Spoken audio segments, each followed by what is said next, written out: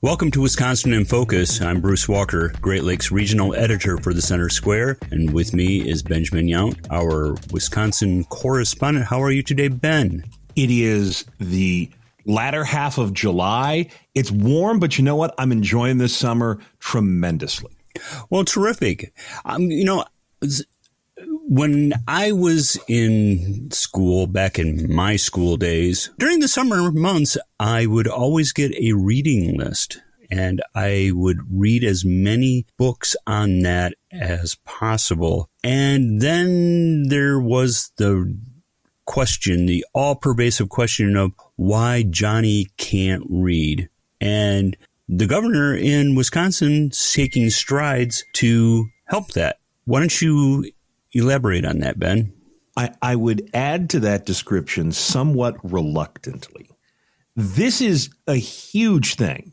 We spent so much time during the spring and the early part of the summer talking about shared revenue, talking about tax cuts, talking about the Brewers ballpark. There was an awful lot of conversations about who politically won, who politically lost. We had a great conversation and a lot of attention paid this year to school choice. This reading overhaul that the governor this week signed got plenty of attention because it is a massive change for Wisconsin public school kids. But this was sort of backburnered. Republicans have pushed this idea to change the way that kids in Wisconsin are taught how to read for years.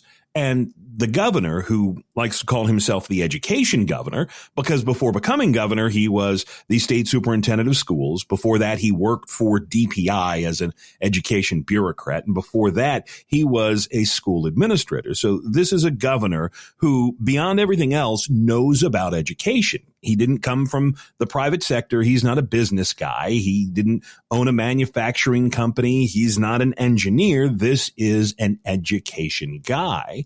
And he's always had a differing view of how better to teach kids how to read. Now, I don't think there's any real disagreement that kids should read and that Wisconsin's reading scores are pretty sad. Just about a third of kids can actually read at grade level here at the state. The rub has always been, one, how to teach it, and two, what happens when, as you put it, Johnny can't read. And the sticking point for so much of this new law was on the idea that if kids couldn't read by the fourth grade, they needed to be held back. Republicans and education reformers insisted it's unfair to send kids forward because if you can't read by the fourth grade, you're not going to be able to read properly by the eighth grade or by the time you graduate high school, and then you will be behind for life. The teachers union, of which Tony Evers is probably their biggest champion, did not like the idea of holding kids back. And so until that question was settled, this new law sort of hung in limbo. That question was settled. Kids will not be held back if they can't read at a fourth grade level by the time they get to fourth grade, but they will get an awful lot of help. Still, as I'm sure we'll talk about here in a moment, the teachers unions aren't happy. So this is a monumental shift in the way that kids in Wisconsin are going to be taught how to read. And it is going to be a huge shift in the focus of when we teach kids how to read. Well, yes, I recall seeing one of the politicians here in Michigan last fall during the campaign made I thought was a pretty pithy statement, but, pitches from the hustings are usually kind of pithy. I mean, they've been tried and true and they've been focus grouped and everything, but still it's hard to argue with the truth that before third grade, you learn to read, and after third grade, you read to learn. And if you aren't picking up that skill set at a very early age, you are going to be behind the eight ball for the rest of your academic career. And if you don't read properly, then all of a sudden science becomes that much more difficult. Math becomes that much more difficult. Social studies, every other aspect of life becomes that much more difficult. And you see this. You see this reflected year after year after year after year in Wisconsin test scores. And Wisconsin does have a problem. Again, 2/3 of kids in Wisconsin public schools cannot read at grade level. And if you break that down on sort of a per district, even per school basis, you get to some schools in Milwaukee where you have single digit levels of proficiency. 5% of kids can read at grade level, which, again, public school math means that 95% of kids can't. And those broad strokes don't highlight, okay, well, who's just a little behind, right? You're reading at an 8th grade level in the 11th grade, or who literally cannot read because you hear the anecdotal evidence, you see the stories of young people who leave high school and are barely literate because they've just been passed along. The big change in this, and I'm sure that there are people who are, much more involved in education who could go further into the weeds, but the change here is going to go back to teaching phonics, the way that most of us, and I'm in my late 40s, how we learned to read 30, 40, 50 years ago, as opposed to the whole word method, which, sound it out, try and figure out what it means. Phonics, you teach the basics, you break down, the PH sound sounds like this, the LY sound sounds like that. And there are some in the education industry who don't like this. I don't know why. I think that it comes down to how teachers have been taught how to teach.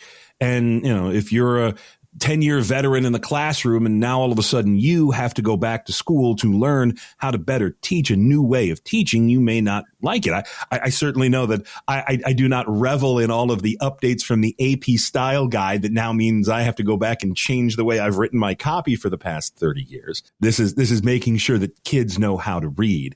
And in fact, this was part of the opposition from WEAC, the Wisconsin Education Association Council, the state's largest teachers union. The president there, Peggy Wirtz-Olson, said that Wisconsin educators are profoundly disappointed with provisions in this law. It was developed through backroom deals between politicians and bureaucrats instead of talking to licensed teachers who work with students every day. And this is the rub. And this is why teachers unions are bothered by this, is if you all of a sudden start paying attention to who can read at grade level by 4th grade, you inevitably ask the question, well, why can't this kid? Why can't this class? Why are this teacher's students not up to par? And the teachers unions in this country, I don't think I'm breaking any news here, have long opposed any idea of merit pay or tying teacher performance tying student performance to teacher retention. And once you start looking at a problem and you start to identify the problem, you can then start to identify who is responsible for the problem. Now, I will tell you this because I've covered education long enough. Teachers unions, and there is truth to this, will say that, well, mom and dad have a role to play here. Teachers, schools get kids for 8 hours a day. Mom and dad have them for the rest of the year. And if kids can't read, mom and dad have a role to play. So this is not an easy nut to crack. And certainly if education is important to mom and dad, education is important to the kids. If education is not important to mom and dad, education is not important to the kids. But this is a start. And State Rep Joel Kitchens from up in the Sturgeon Bay area said, simply put, this is the most important thing that Republican lawmakers have done all year. This isn't as flashy as a Milwaukee tax hike. This doesn't grab as many easy headlines as who's going to pay to fix the roof at American Family Field. But when you change how kids in Wisconsin are taught how to read, it is going to have an impact next year, year after, 5, 10 years. This could really change the trajectory of Wisconsin public schools. And again, remember, 2/3 of kids in this state cannot read at grade level. So there's a lot of room for Wisconsin schools to go up. Sure. Well, let's hope, knock on wood, that this is a transformational moment in education history for Wisconsin, and perhaps maybe It sure would be nice. I mean, I consider myself to be extremely lucky. I'm 7 out of 9 kids, and it was a rite du passage for us to get our library card. It was like, okay, you get your first communion and you are hustled over to the library to get your very first library card. And that was like tremendously exciting, and was able to pass that on to my children, who would come home totally excited by their teacher and would say, hey, we're learning about this. Can we go to the library and see if we can't find some other books to read up on this so that we can have an intelligent conversation with our instructor the next day? And I don't know. I just don't think that you can underemphasize the importance of reading. And this could have something to do with the fact that you and I pay the bills by being word slingers ourselves. I remember reading the Judy Blume books because my mother was a feminist and wanted to make sure that I was well versed in all of that. But when you get to high school and you start reading some of the classics, To Kill a Mockingbird, Catcher in the Rye, when you go off to college and you discover what it is that you like, when you start to read for fun, I still to this day think that Undaunted Courage, the book by Stephen Ambrose about the Lewis and Clark journey, is one of the best things I've ever read. And I thoroughly love it. Yeah. Reading is something that has fallen out of favor. I see it even with my children, but they have the sum total of human knowledge at their fingertips, thanks to the internet. But even still, even with the dangers of AI, you need to be able to read. You need to be able to understand. Even if you're just simply trying to order off of a menu, you need to be able to put letters and shapes together to make words. And that's where we're going. We wrote a story earlier this week that tangentially ties to education here in Wisconsin. The Wisconsin Manufacturers and Commerce Group, the state's largest business group, said 75% of CEOs in the state think that Wisconsin public schools are not teaching kids what they need to have basic job skills. And we're not talking about welders or IT infrastructure engineers. We're talking about basic reading, writing, math, being able to communicate your ideas in an email. And so anything that can be done to help kids read is going to have a benefit. Look, if the worst thing that happens is just a handful of kids learn how to read better, then we've helped a handful of kids read better. And that's a good thing. Period. Full stop. Full stop. It would be wonderful just to move the needle any degree forward.